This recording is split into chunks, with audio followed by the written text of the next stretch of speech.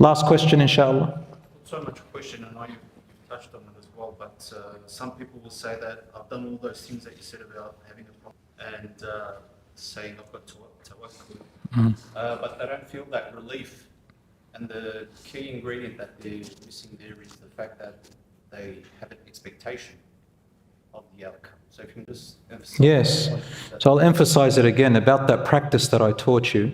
Those 3 steps about identifying the problem or what you want, giving it to Allah, and then doing what you can, and accepting the outcome from Allah subhanahu wa ta'ala. Some people don't feel that relief. And I come back to it because you haven't done it right.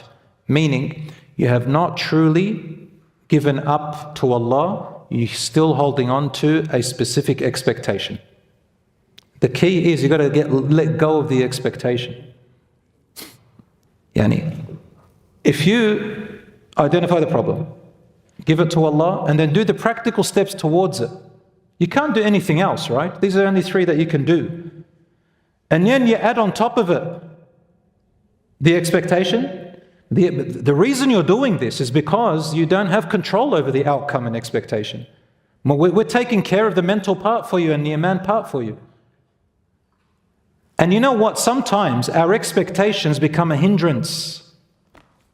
We want this, we become a hindrance. It's like this. It's like someone making istikhara. Istikhara is, oh Allah, if this is good for me, grant it to me, and bless it for me, and make me, and bless it for me. And if you know that it is bad for me, for my livelihood and my deen and my hereafter, then keep it away from me and me away from it, and bless me, and bring me a better thing in its place, and make me accept it. Can't get any clearer than that. But instead, if I don't let go of the expectation, it's like saying my dua this way. Oh Allah, if you know it is good for me, bring it to me. And if you know that it is bad for me, please find a way to still make it work for me, cut corners. I know that, let's say marriage, I know that that person, everything, all the red flags are in front of me. All the roads are blocked. I made my istikhara. It's so clear. So then I go, oh Allah, the istikhara that I made? Can you take out the second part and just leave the first part? Oh Allah, keep the first part, just don't worry about the second part. It doesn't work that way. All right, that's a contradiction. That's like saying that a circle is a square and a square is a circle. Each one's by itself. Someone asked me though, they say, can I say, oh Allah, make that good for me? Yeah, you can say that. You can say, oh Allah, make it good for me. But if He doesn't make it good for you, it means it cannot be made good. That's what it means. That's what tawakkul is. That's the key. Do you know what I do? Ya akhi? When I give it to Allah subhanahu wa ta'ala, I just forget about it. Doesn't happen, I keep going. And what I know is that Allah will guide me. Khalas. I forget about it. So for me, I do it once or twice, that's it. And then I move on. I got it, didn't get it, alhamdulillah. Let's say, for example, you have shares in a market shares. And you say, oh Allah, bring me about a success in my profits and so on and so forth. And then suddenly these shares go up and then they go down. And you go, oh, it's not accepted. Oh, my dua is getting accepted. Oh, it's going down. Oh no, that means it's an obstacle. You're not doing anything. It's just you're seeing things out. Should I sell now? Should I buy now? Should I? If those of you know about shares in market. And then subhanAllah, you get to a point where, man, this is stressing me out, and then you sell. All right, and you made half of what you should have made. Khalas, that's what the outcome was. Allah subhanahu wa ta'ala knows. You lost, it's probably good. Maybe it's in order to take care of your taxes.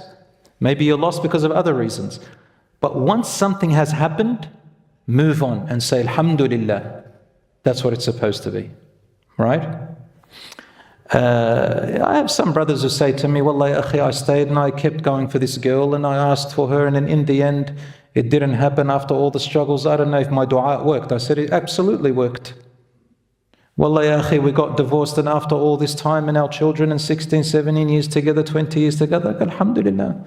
You made dua, you did the right thing, you didn't do anything haram as a result, you didn't go and jump to do haram things, otherwise repent. But whatever the outcome is, khalas, that's your 17 years. It's not, you need to move on. Maybe there's another sister out there that Allah subhanahu wa ta'ala has written for you. Maybe there's some other children that have to be born.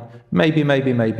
Allah subhanahu wa ta'ala knows. One brother, he kept asking Allah, Ya Allah, bring me a good wife, a good wife, a good wife. He kept looking and it never worked out, subhanallah. And then he died. Rahmatullah alayh. And when he died, I knew this person, subhanallah, he was always saying, it's not working out. And I said, subhanallah, maybe if he married, there'll be a widow within the next few years, masalan. So, akhi, the possibilities are endless. May Allah subhanahu wa ta'ala guide us and give us clarity. Thank you, my brothers and sisters. I'm only limited to how much I know. Allah knows everything. جزاكم الله خير. سبحانك اللهم وبحمدك أشهد أن لا إله إلا أنت أستغفرك وأتوب إليك.